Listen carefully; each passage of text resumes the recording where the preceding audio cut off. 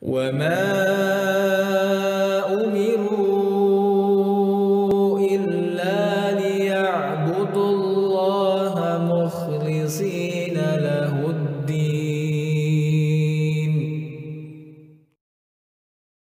Iya. Karena itu diantara hal yang banyak ditanyakan di sini, ya. Yang pertama, banyak yang menanyakan apa itu Wahabi. Ya. Apa itu Wahabi? Baik. Ini Wahabi dari sisi bahasa, ada kata Wahab, terus ditambah dengan ya nisbah di belakangnya dalam bahasa Arab. Artinya pengikut Wahab. Iya, kan begitu. Pengikut Wahab. Itu dalam pembahasan bahasa. Kalau kita orang Makassar di sini dibilang Al-Makassari pakai i di belakangnya, artinya orang Makassar. Iya. Dia orang Indonesia Al-Indonesi. Jelas ya? Dia orang Malaysia Al-Malaysi. Kan begitu. Ini nisbat di belakangnya. Jadi Wahab ini, Wahabi itu nisbat kepada pengikut Wahab. Maksudnya siapa? Abdul Wahab. Pengikut Abdul Wahab. Jadi kata Wahabnya belakangan, ada Abdulnya di depan. Iya. Jadi tidak dikatakan Abdul Wahabi, tidak. Begitu dinisbatkan, abnya dihilangkan. Jadi pengikutnya Abdul Wahab. Baik, pengikutnya Abdul Wahab. Siapa Abdul Wahab ini? Iya. Siapa Abdul Wahab ini? Inilah yang menjadi titik kerancuan. Yang menjadi titik kerancuan. Pakai nisbat-nisbat Wahabi. Jadi kalau ada yang berbuat sesuatu berbeda pendapat dengannya, ini Wahabi. Ya. Ini Wahabi. Sudah ada ciri-cirinya lagi. Ya. Sudah ada ciri-cirinya. Kalau lihat ada orang tidak tahlilan, ini Wahabi. Ya. Bahkan ada yang kalau sudah sholat merapatkan shaf, itu Wahabi. Ya, Masya Allah. Jadi yang penting ada yang tidak cocok, Wahabi. Ya. Atau ada hal yang aneh yang dilihat, ini Wahabi. Baik, ini penggunaan kata Wahabi. Ada dahulu pernah sebagian manusia, ya, yang menyimpang di masa dahulu. Nah, itu populer di masa itu disebut dengan gerakan Wahabiyah. Ya. Dan ini tidak ada kaitannya dengan istilah yang dipakai sekarang ini. Jadi dahulu itu ada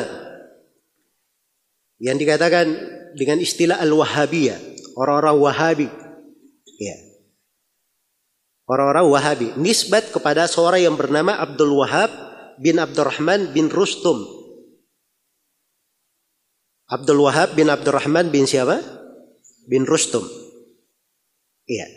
Dia ini kapan meninggalnya? Iya. Ada yang mengatakan dia meninggal tahun 190 Hijriah. Ada yang mengatakan meninggal tahun 197 Hijriah. Ada yang mengatakan dia meninggal pada tahun 205 Hijriah.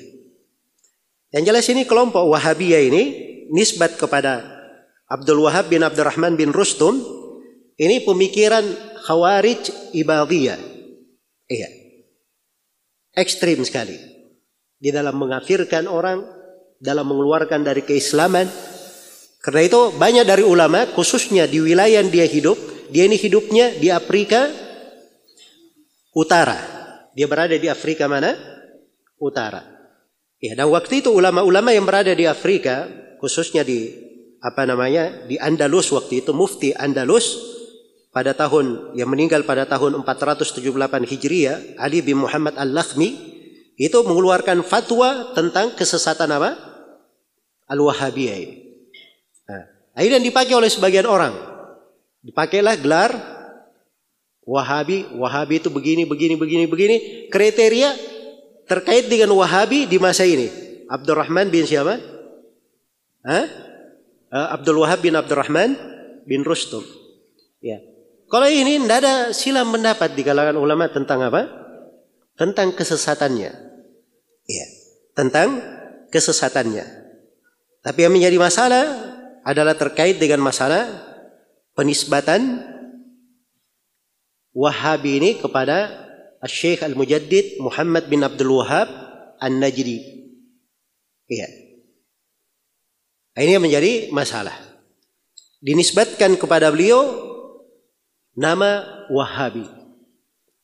Baik Wahabi, beliau namanya siapa? Muhammad bin Abdul Wahab. Harusnya kan tidak dibilang Wahabi, harusnya dibilang apa? Muhammadi. Ya, pengikut Nabi Muhammad, pengikut Muhammad kan begitu. Ya.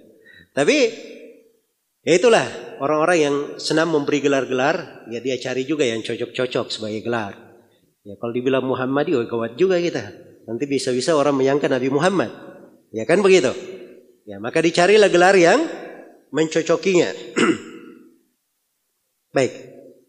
Jadi kalau dia dinisbatkan kepada Syekh Muhammad bin Abdul Wahab, Syekh Muhammad bin Abdul Wahab ini beliau lahir pada tahun 1115 Hijriah. Iya. Lahirnya baru belakangan. Kan begitu? Ya, inilah penisbatan Wahabi. Ya, dinisbatkan kepada beliau. Yang beliau sendiri baru lahir pada tahun berapa? Pada tahun 1115 Hijriah. Iya. Pada abad ke-12. Syekh rahimahullahu ta'ala baru dilahirkan. Nah, jadi aneh juga ya, kalau setiap apa-apa semuanya Wahabi. Ya. Kalau ada yang baca kitab Sahih Al-Bukhari juga, kalau tidak tahu itu Sahih Bukhari, bilang juga ini Wahabi. Ya. Jadi setiap perkara namanya semuanya apa? Wahabi. Baik. Jadi ini terkait dengan penamaan. Iya. Terkait dengan penamaan Wahabi.